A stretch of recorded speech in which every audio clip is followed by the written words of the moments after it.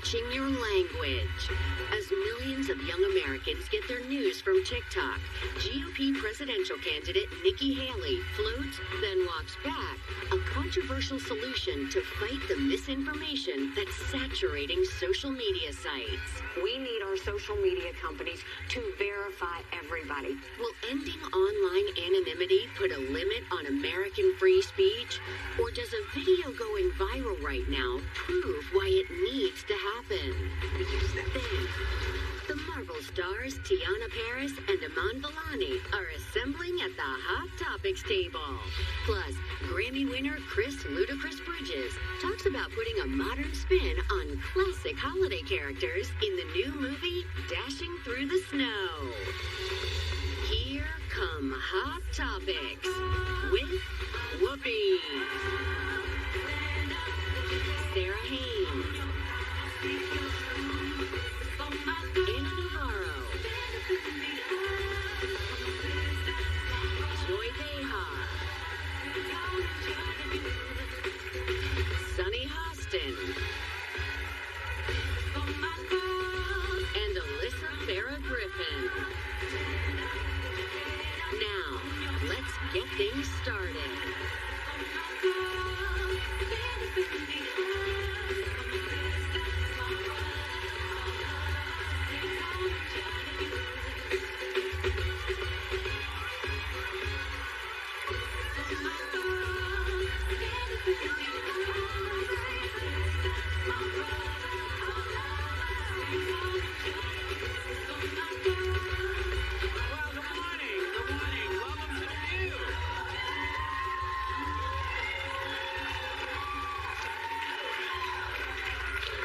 Did you happen to see this, Brian, see this thing with George Santos? That was breaking? Did you read the thing? I just started to, but we were gonna... It's kind of nutty. It's gold. It's television gold. We got to talk about it tomorrow. I mean, well, you can, but I'm here now. Yeah. Is everybody ready? No, but you can school me. But I'm just... let's because it's juicy. I mean, there's so much in it, but there's like stuff like him getting Botox. And using federal funds to pay for using his Botox. federal funds. I mean, And for your charge that to the company? No. Oh, No. maybe I should rent Hermes items as well. He purchased. And OnlyFans. I mean, this guy he has an OnlyFans, or no, he's using federal funds to pay for an OnlyFans account. Unclear what that was for, but there's lots to. It's just very it's kind of stupid to do that, isn't it? Well, yeah, it is. Yeah, but we had also strong signs unethical. of that kind of intellectual capability before. Yeah, like the House Ethics Committee, although they didn't make a recommendation as to what Congress should do, they laid out their findings, and some of their findings were pretty. How is he not fired? I echo what I said yesterday. In any job where you go on OnlyFans and swipe your corporate card, get Botox and swipe your corporate card, you are out. It's bye-bye. In fact, you get one box and you're escorted by security. Like, I don't get it. They found that he get it. broke. He's a Republican and they want his vote. That's all they care about. That's all they They care don't about care how because much they Botox he uses. They did want refer that it to vote. DOJ, so he's still being investigated. investigated. And he will, by the way, go down. These are blatant campaign finance violations and misappropriations But you of know, funds. we see We it. haven't seen anyone going Yeah, down. nobody goes down. and We so see it's all illegal. of these things and nothing happens. And suddenly you have Suddenly I have a legal note. It happened to be on the Democratic side. Look what they did to Al Franken, Senator Al Franken, who never had due process or anything. I saw But him. Bob I Menendez happened is to still see him sitting in the yesterday. Senate. Yeah, Bob Menendez is still sitting in the Senate. And I'd love to see both of them go. He'll be gone soon. And he's facing. The Democrats also get rid of their federal dirt. They don't keep it. We do. We're like a cat We like to box. We collect like our get in the dirt. cat box. I've been gathering my dirt. But you have this. You got to do this now. Okay. Representative George Santos has pleaded not guilty to a 23-count federal indictment. He's admitted to embellishing parts of his background, but said he never broke any laws. And what we just said was that the House Ethics Committee found that he did break New York federal law. Right. Well, So federal law. But you know, 23 federal indictments. There's nothing on 91 compared to Donald Trump. No, it's a shame that this. I mean, it is funny. No, there's what else can you do but laugh? There's nothing you can do but laugh because this is insane. And this is a little crazy too. A third of young Americans seem to be getting their news from TikTok, which a lot of this is what they're saying, which is what which a lot of Republican candidates said they want to ban at the last debate. Now, Nikki Haley gave another suggestion about how to protect users against misinformation. Take a look. I want freedom of speech for Americans. I don't want freedom of speech for Russia and Hamas. And that's what's happening right now. So the way you fix that is we need our social media companies to verify everybody so that we can get all of those. So you're not really saying that people can't tweet anonymous. I mean, but that's bad enough because you see what it's doing to our kids and bullying and everything else. Do I think life would be more civil if we were able to do that? Yes. It's the same reason why I think doxing, you should stand by what you say. But no, if you can have anonymous, I don't mind anonymous American people having free speech. Okay. What I don't like is anonymous Russians and Chinese and Iranians having free speech. So didn't she come back? I don't know what just happened. No, yeah. I don't know I don't understand it either because you, under the Constitution, you have free speech. Yes. And so you can post whatever you want to post anonymously. That is protected. And what makes me concerned is if you want to be the chief executive of this country and you want to swear an oath to the Constitution, I would have hoped you have read it. And so for her to say, Americans can do it anonymously, but I don't want all these other people to do it. Those people could be Americans, also, but she may be talking about bots. But I don't know what she's talking about. the thing that somebody pointed out was, I would like people to identify themselves because they write mean things to me, and then I look up their handle and it always says, love Trump, love Jesus. I love Jesus too. We all love Jesus. But they love Trump and Jesus? That's an oxymoron right there. Yeah. But that's right. Here's the downside to saying people have to identify themselves. Yeah. Someone pointed this out before. During the Arab Spring, where you have whistleblowers, when they're trying to fight their government, and they have to be anonymous, or they will suffer the consequences in their country. So there's two sides. It has a chilling effect on. Right, but that's government. That's important. That's foreign. Government intervention is the problem because I wish the social media companies would come together and eliminate anonymous users for the very fact that misinformation is spreading at a ridiculous level. When we were talking about TikTok and the users that are getting 76% of people 18 to 24 are on TikTok, the amount of those people who admit that's their news source has doubled since 2020. It is not a coincidence that we woke up this morning to a letter from Osama bin Laden going viral on TikTok as he was lauded. This is a jihadist, hateful, despicable human being being lauded. And if that's your only source of news, which a lot of young people are not checking and balancing. Some people say mainstream media has always leaned. There's a lot of checks and balances to mainstream media. There are regulations. There are a lot of faces and heads and identified people behind these organizations that are fired, that are let go, that have to give corrections, that have to do 1,000 things. We have a whole generation of people consuming TikTok as if it is the law. And it is creating a radical young movement right now that is scary. We can't forget where TikTok came from, which was from the CCP, the Chinese Communist Party, meant for the purpose of dividing America from within. So what it does is it targets the most vulnerable among us, which is the youngest generation, who's impressionable. Right. In one study, they found that within 2.5 minutes of getting onto TikTok, you can be served up ads promoting suicide, promoting eating disorders. Those are the self-harm and mental health side effects of TikTok, but it also seen a massive uptick in anti-American sentiment,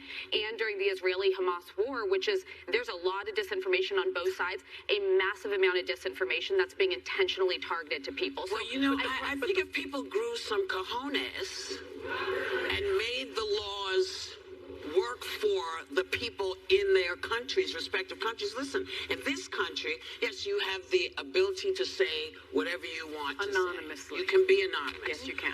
But I think if you're going to be there giving your opinion about whatever it is, we should be able to engage. I should know what you're saying. If you're bullying my kid, I want to know who you are. I should know who you are. I should know. But the companies can't do the conversation. Well, I appreciate that what they can do. They can't do it. Well, it doesn't matter. We'll be right back.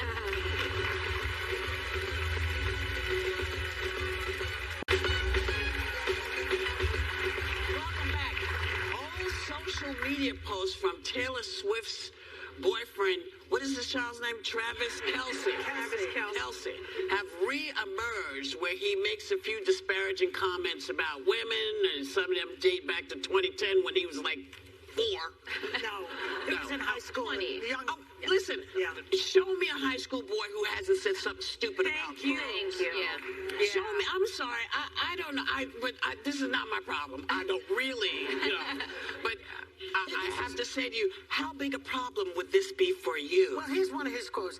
Damn, the Clippers girls got to be the girls that don't make the Lakers team because they was all ugly. Forget about I love the dramatic But I mean, forget he's illiterate. Is more to the point. Well, but the question is, I guess, do you go into your...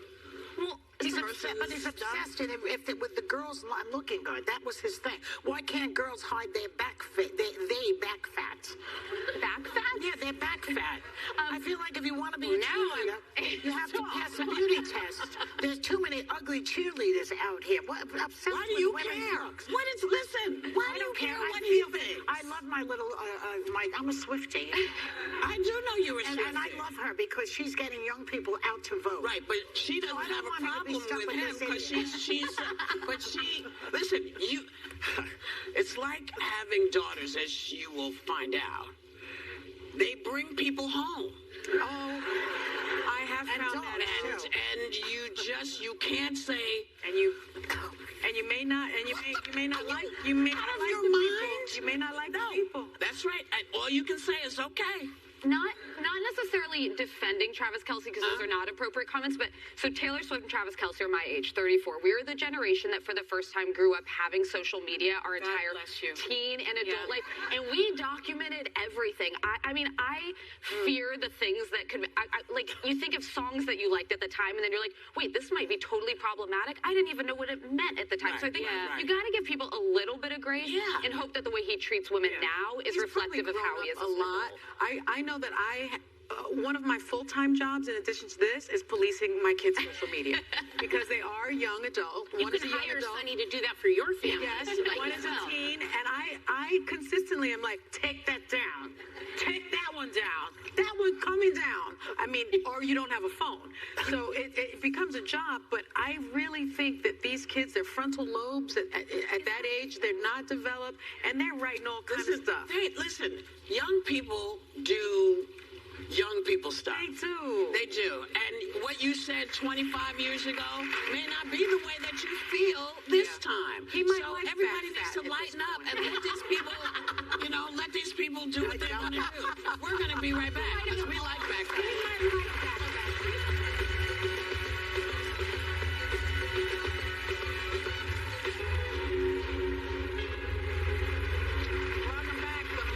is the #1 movie in America and is the latest chapter in the Marvel Universe that's putting female superheroes and superfans in the lead. Take a look.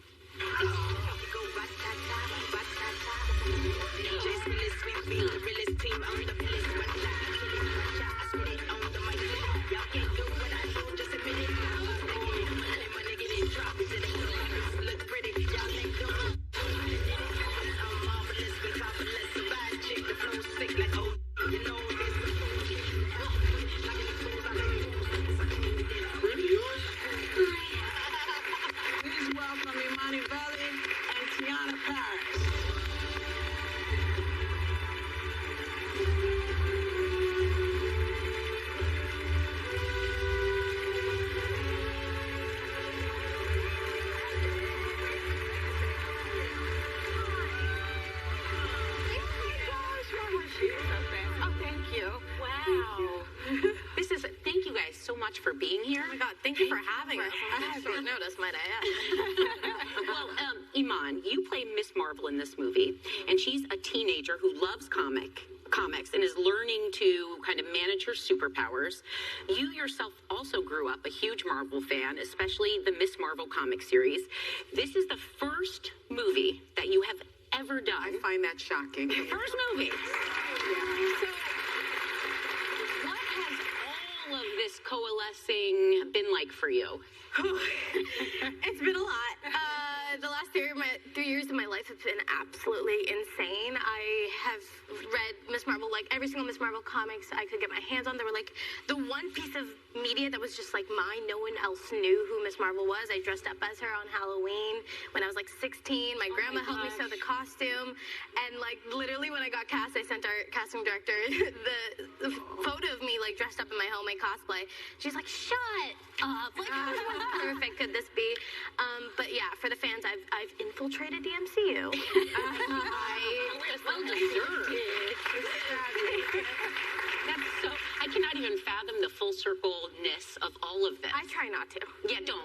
I don't know if you could handle that feeling. No. You were so great in it. I'm surprised it was your first movie. I really am. We watch a lot of movies on this show. And Tiana, you and Iman are starring in the movie with Brie Larson. She plays Captain Marvel. You play Monica Rambeau. And you posted this video of you trying on your superhero suit for the first time. And of course, we have a clip. Oh, gosh. I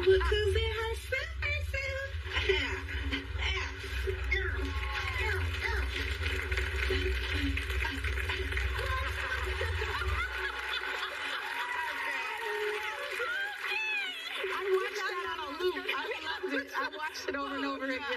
It was an amazing feeling. I have wanted to be a superhero, and particularly in the Marvel universe since the very first one. I remember sitting over here at Lincoln Center in the theater. I went to the Juilliard School, so that was our go-to Bravo spot. for that by itself. Thank you. Thank you. A lot of work and energy put into the craft and just the care for the art. And so being here right now promoting our superhero movie with this amazing cast and the crew and with Mia at the helm, it really feels full circle for me. And I'm like shaking as I'm sitting here talking to you. And so I'm really grateful. I'm really full. Well, that was an exciting moment. It was fantastic. It's the first day, because then you start sweating and you're actually fighting in it. And then it's like, oh, it's sticking. And I have to use the bathroom.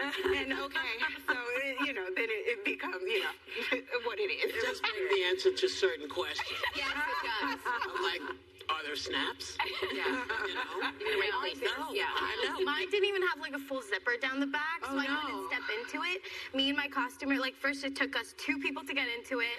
We used fabric lube, which is basically not something you do every day. I put powder on my entire body. Broski, I felt like I was being reborn every time I put that suit on. It was like coming out of the womb. Note to Marvel, the women have something to tell you. Well, Iman, we know how important representation is, and you and your character are both Pakistani Muslims.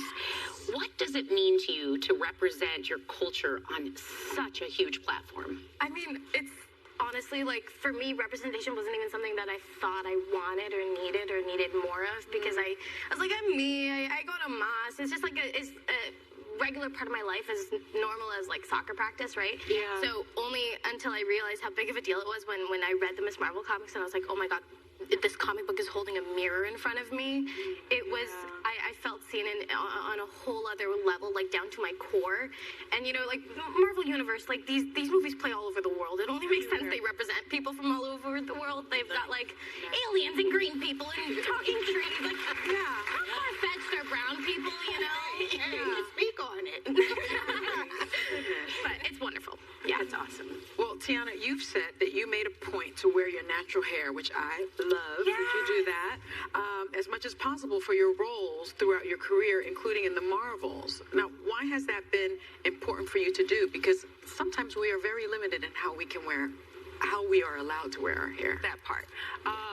As Iman was just saying about being able to see yourself, I realized very early on in my career that I wasn't seeing myself, and I was intentionally straightening my hair because I felt that's what I needed to do to get ahead in this business, and I was also told that a couple of times. Yes.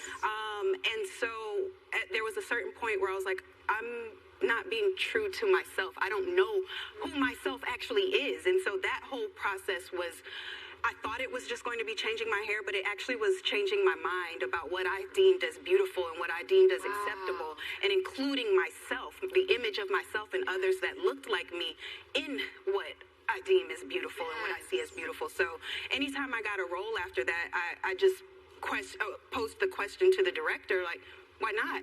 And when you actually ask them and they think about it, they're like, actually, you're right. It's fine. Do it. Do what you would like to do. And so, it definitely has been a mission of mine to say, well, we can be seen and should be seen as we are and as we exist in the world. Beautiful like that. Thank you. I would like that clip that you had. Oh, thank you. That was amazing. He wears a clip in this movie.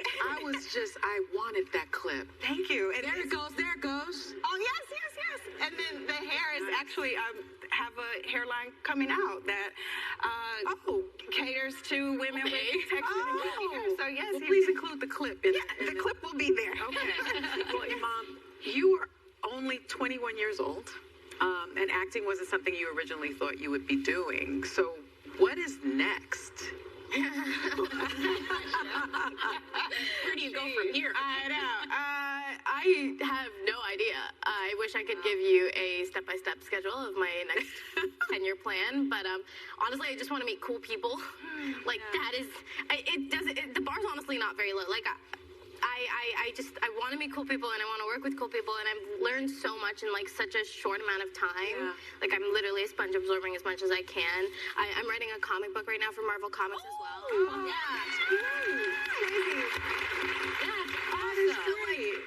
I just have so much access to like connections now, and I want to use that to the best I can, and so writing a comic has been like obviously one of my dreams, and it's a Miss Marvel comic, so it's so weird. Like I bought my own comic from the same store I bought my very first comic ever, and the same owner sold it to me, and it's so trippy, and like I'm so glad I can have these experiences. So I want more of that. Let them sit. You don't have to know what's not. Just take it all in. Great. You earned it.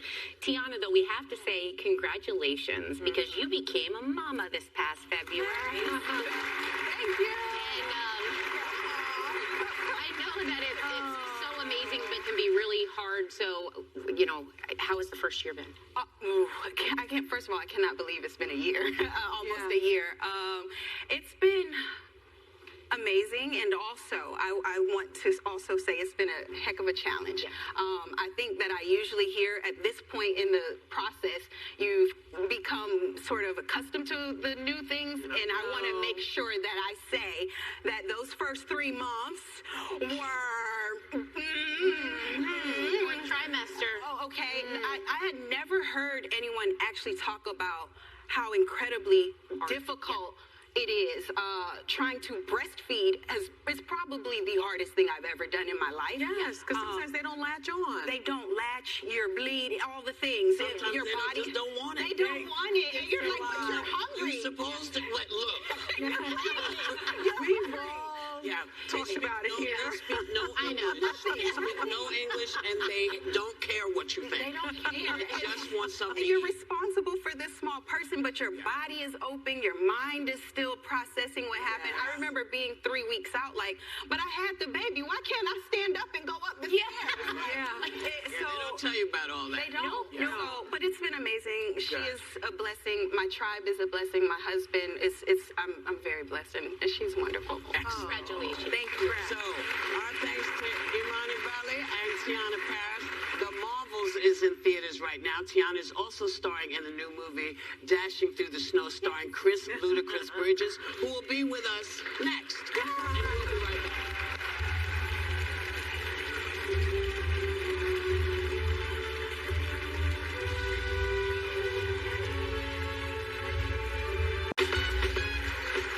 Welcome back, actor and Grammy-winning artist voice, Ludacris Bridges is putting a modern and inclusive spin on the holiday movie in Dashing Through the Snow, playing a disillusioned dad who needs some convincing when Santa pays a visit. Take a look.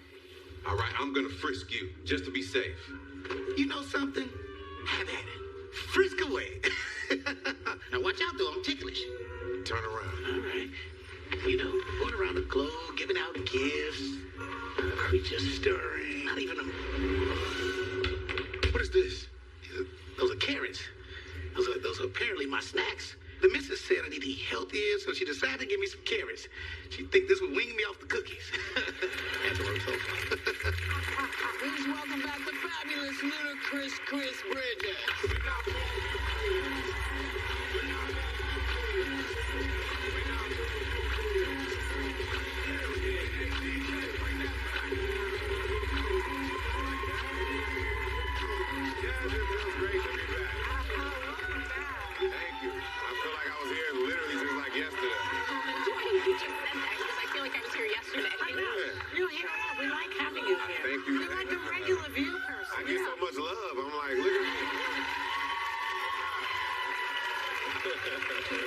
So I have the first question for you. Yeah, I'm ready. So I've heard that Dashing Through the Snow looks like you had a lot of fun. True? I had too much fun. I always like taking on roles that no one expects me to do. That's how you diversify that portfolio and that acting career. So I'm so happy with this movie, and I feel like a lot of people are going to love it. It's going to be a staple. You got to watch it every Christmas after you see it this Christmas. Yeah, that's the way to go. So are you anything like your character, Eddie, or are you only, and you know, do you do a lot for the holidays? What do you do? Yeah, I'm nothing like this character. That's exactly why I took on the role. You know, he's kind of like a present-day Scrooge to a degree. He needs some convincing. He needs his restoration on faith when it comes to the holiday season, because he went through some traumatic experiences as a child. And when you watch the movie, you'll see. But this movie is really about healing, and a lot of people need healing these days. So there's some really deeper themes that's going on in the movie. There are. But it was still fun, and it was done in just such a joyous way, ultimately. So agreed. Yeah, Lil Rel is hilarious. Kudos. Hilarious. So and we just had Tiana on. I saw the other movie she was in first, and then I turned yours on, and I said, well, didn't I just see this person? Yeah, I just asked Tiana, could I borrow like 20,000? She's I'm just like, what's going on? She's making a lot of money. I was also, honestly, very happy to see an African-American Santa Claus in this movie. Okay? Because we have Black Santa in my house, but I know that that's not always the case. It's empowering. It's very empowering. It's great to see ourselves. Because in most American movies, there is no Black Santa Claus. Exactly. Was this important to you to have a Black Santa Claus? 100%. This mystical, magical Black Santa Claus. Yeah. Very important. I couldn't have said it better than what Tiana just said about representation, so I'm going to leave it at that. But that's why it's so special, and I feel like this movie is just totally different. It's actually a modern take. This Santa Claus has an iPad for his naughty and nice list. He has an iPhone. He's so funny. He's so funny. So I'm telling you, this is going to break through the mold of all other Christmas movies. For little black kids to see that. I think it's very important. Especially Santa. When did we decide he was white? He's a mythical creature. He can be anything. Listen, in the Ludacris world, he's been black the whole time.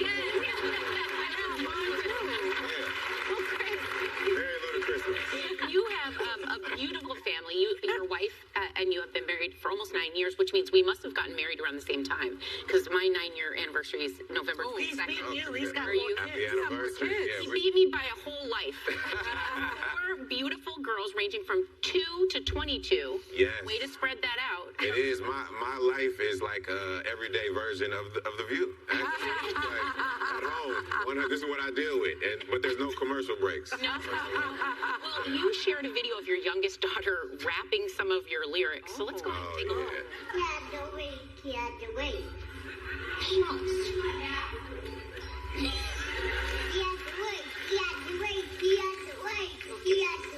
Can you get out the way in this song?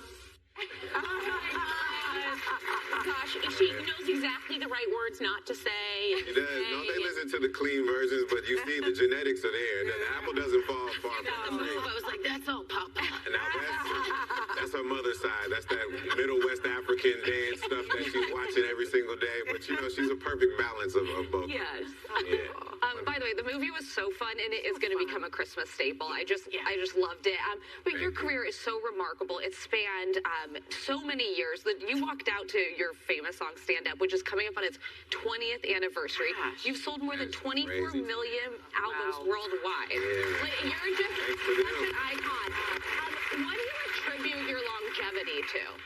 You know, I stay hungry and I'm so competitive even to this day. Like, I'm over here acting and I'm like, man, I got to put out some more music to compete in the music space. So I just love, you know, just embracing what's new, but I also want to compete against what's new. So I would attribute that to just, you know, the longevity. And it's like, after all of this time, the fans have to prove and tell you what is actually a legacy song as opposed to you trying to tell everybody. You have to let this amount of time pass before it can still stand the test of time and be embedded in the culture. That's so right. I'm just blessed and thankful that after all this time, these records are still very, very popular. They are very embedded in the culture. Embedded in the culture. And talking about the culture, I mean, hip hop just celebrated its 50th 50 anniversary years. this summer, okay? What does that milestone mean for you? It's crazy because it's still young in my opinion. It's very, very young. And to see the impact that it has had globally. It's out of this world. And it just makes me excited to see how much further it's going to continue to go over the next 50 years and beyond. Yeah, absolutely. Now, before we go, we really quickly have to congratulate you on receiving a star on the Hollywood Walk of Fame. Yeah. Thank you. Not only was your wife and your beautiful family there, but you also had Queen Latifah, Vin Diesel, LL Cool J all coming to support you. This must have been a full circle moment. It was one of the best days of my entire life. It was like the perfect day. Everyone being there, my entire family, like you said, my friends, and receiving that award and that accolade is the first time that fans can actually have something tangible to go and touch and take pictures in front of. So it's like we are able to celebrate this together. That's how it felt. And I was just overjoyed. Wow. Oh, congratulations. Great. Highlight of the year. Thank you. And it's not a surprise. Not a surprise at all. So it's good to see. Come back again. Our thanks to Chris Ludacris Bridges, Dashing Through the Snow. Begins streaming on Friday, this Friday on Disney Plus. Make sure you watch it because you will not be disappointed At all. We will be right back.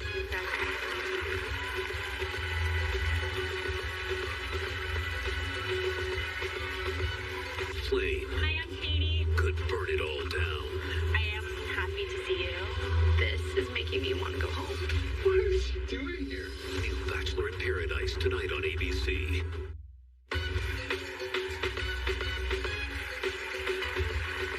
Welcome back. I just want to let y'all know I went to see the Barry Manilow Bruce Sussman musical, which is called Harmony. It's at the Barrymore Theater. It is really, the story is extraordinary. It's just, you get knocked out. The music is wonderful, but the acting, the boys, the Sean Bell, Danny Cornfield, Eric Peters, Blake Roman, Stephen Telsey, and Zach Owen, they are an amazing, it's an amazing cast, and I think if you go see it, you'll enjoy it. Well, I wanted to just tell everybody that I got a text from Anna Navarro during the rehearsal, and she goes, pull your pants down. They're riding all the way up to your boobs. She said, you look like Urkel. No, they're high-waisted. Miss Anna. They're high-waisted.